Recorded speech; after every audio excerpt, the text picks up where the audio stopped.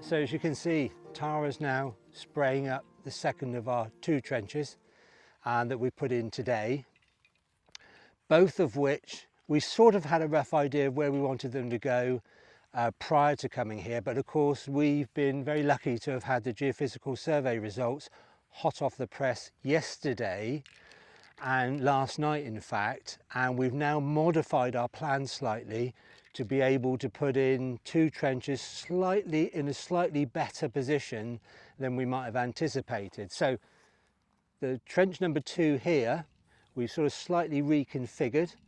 It was a 6x3, which is now turned into a 10 meters by 2 meters trench. And the reason for that is because in the center, this is the actual center where Tara is about now, that is the center of this very large enclosure. We always wanted to put a trench in the center here, but the geophysical survey showed a number of anomalies that suggested that they radiated out perhaps from the center. Now with a trench the size we'd planned, it was very difficult to probably be able to capture all of those anomalies. So we've squashed it and lengthened it in order to be able to capture some of those, or at least part of them. We stand a much better chance.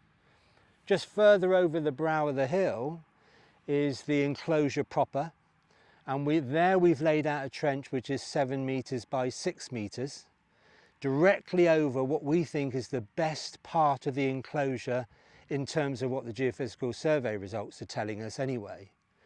So it's positioned slightly downslope, very slightly, but certainly the geophysics shows a very, very detailed and clear picture of the ditch itself and possibly an associated bank.